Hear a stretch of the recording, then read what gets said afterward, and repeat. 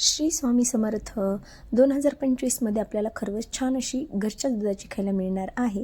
तर गावाकडे राहत असताना शेजारी पाजारी आपल्याला भरपूर आणून देतात दूध वगैरे, परंतु शहरात राहायला आल्यानंतर फक्त पाहुणे किंवा सासरचे माहेरचेच आपल्याला दूध पोहोचू शकतात. तर मी आज छान अशी खरवस करणार आहे आणि त्याच खरवस वड्यापासून छान खीससुद्धा करणार आहे. लास्टपर्यंत व्हिडिओ नक्कीच बघा. आपल्याला एक भांडं घ्यायचं आहे. हे माझ्याकडे भांडे आहे मल्टी कढाई. तर त्यामध्ये या प्लेट भेटतात. तर त्यामध्ये मी दूध टाकून छान घेतलं आहे. त्यामध्ये गूळ, विलायची पूड सगळी घालून मिक्स करून घेतलेलं आहे दूध. पहा, हे छान अशी खरवसाची आपली ओढी बनलेली आहे. आता यात आपण वड्या पाडून घेऊयात.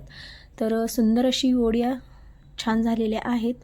वड्या आता आपल्याला किसायच्या आहेत. ज्यांना अशा आवडतात त्यांनी अशाही खाऊ शकता किंवा ज्यांना किस करून खायचा आहे तर ते किससुद्धा खाऊ शकता. तर मी असा खीस केला आहे एका प्लेटचा आणि एक प्लेटच्या वड्या ठेवलेल्या आहेत.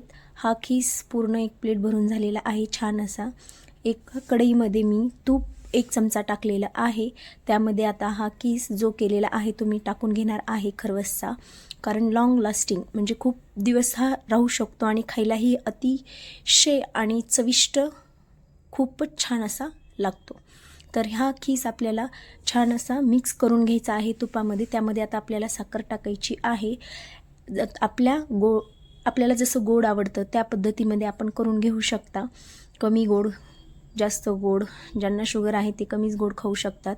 ऑलरेडी मी गूळ टाकलेला होता त्यामुळे साखर कमी घातलेली आहे आणि छान असं परतून घेतलेलं आहे. याच्या वड्यासुद्धा छान पडतात बघा. कमीच चाचणीवर घेतलेला आहे त्यामुळे माझ्या वड्या छान अशा बनल्या आहेत. तर हे पाहू शकता तुम्ही. थोडं थंड झालं की वड्या पाडून घेणार आहे.